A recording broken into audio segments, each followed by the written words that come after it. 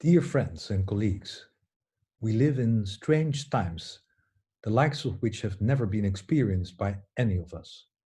It puts us under huge strains and provides challenges of a scale none of us could have anticipated when celebrating New Year just a couple of months ago.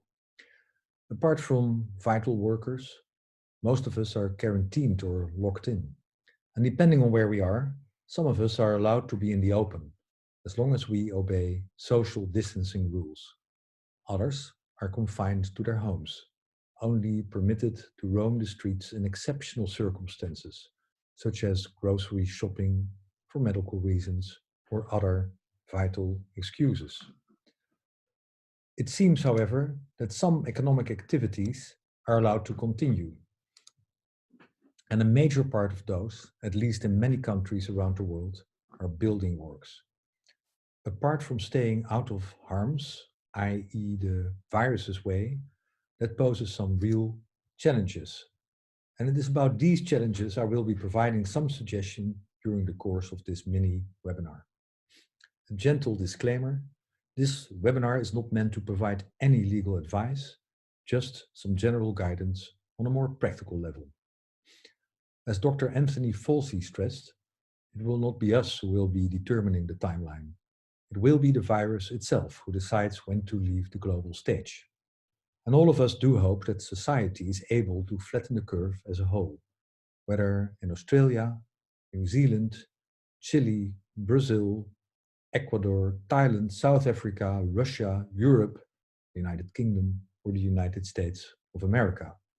And hopefully, our national health systems will be able to keep dealing with the number of very ill patients which require hospitalization. And we will be keeping our fingers crossed that in those places which already are being plagued by war or drought, poverty and famine, the virus will not strike as cruel as it does elsewhere, although many say this is wishful thinking indeed. Our thoughts are with those being affected by this invisible enemy, which leaves such visible traces of its powers.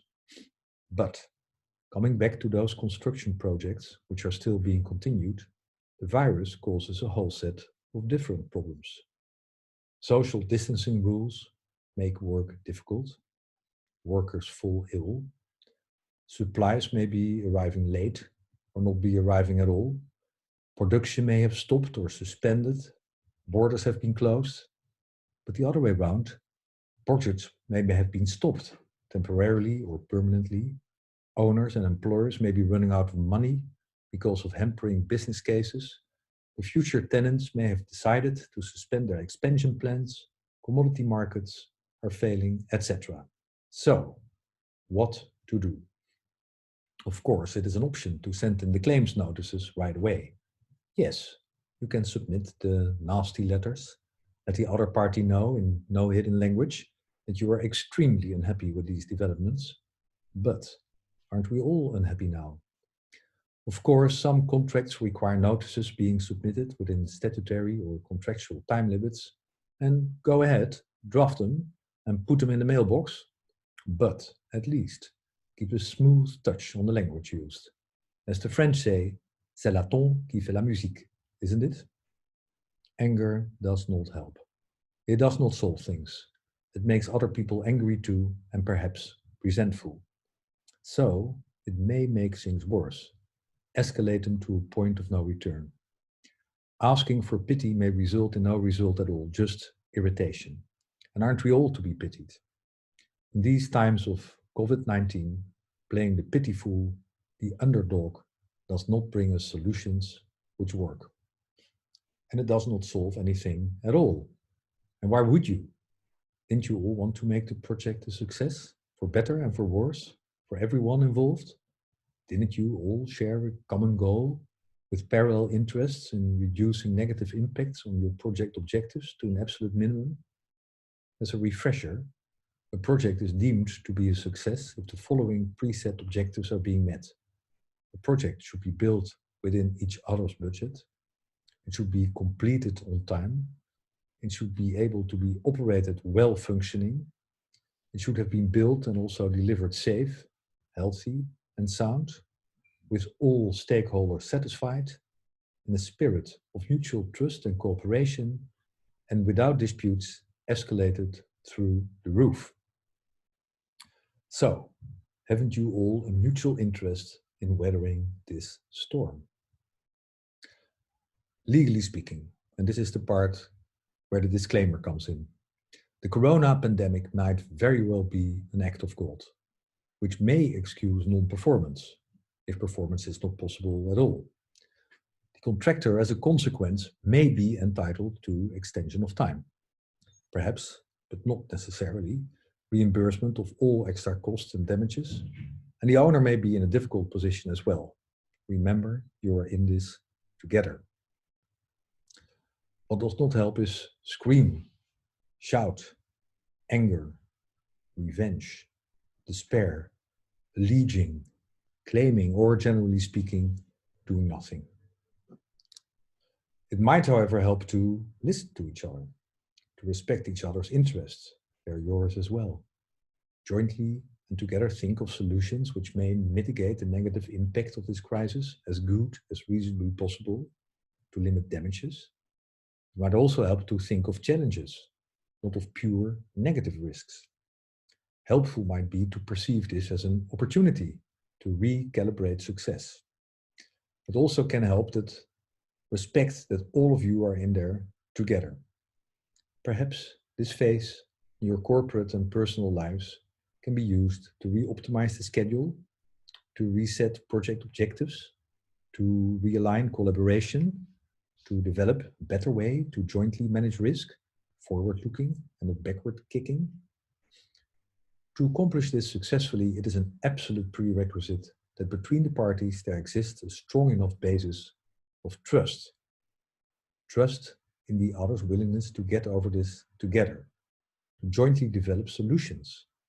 And in the absence thereof, trust needs to be built, to be crafted, to be reinstated. And this obviously takes time, energy, and patience. Trust is the lubricant of all projects, but also easily used as a hollow phrase. So the $1,000,000 question is, what is trust? Is it tangible? Can one really make it? Is it measurable? The dictionary Merriam-Webster defines trust as assured reliance on the character, ability, strength, or truth of someone or something, one in which confidence is placed. So, trust is about reliance, in ability, in strength, and in truth, and about confidence in the other.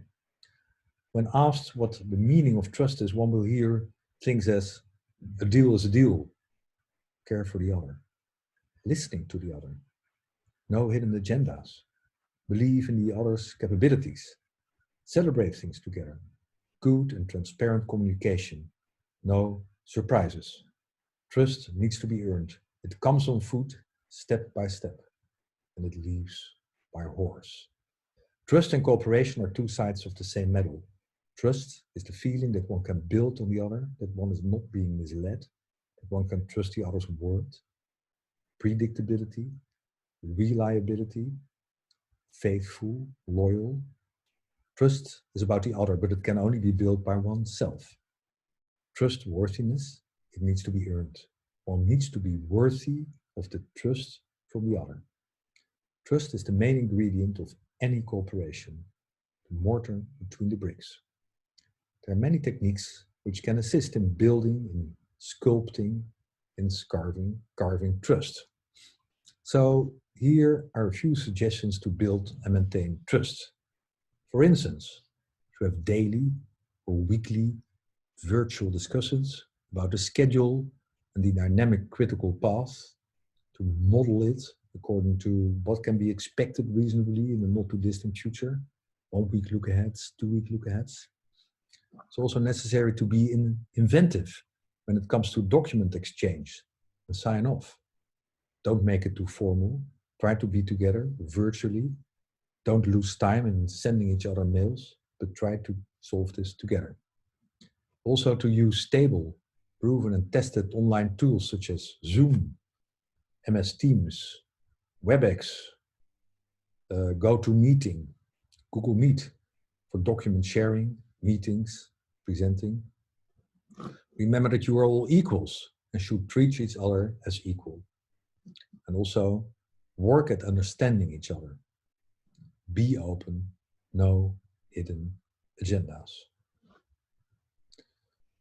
And do not forget to celebrate things. For instance, the new milestones you may have agreed.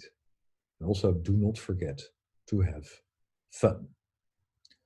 So, good luck to you all in these strange and challenging times.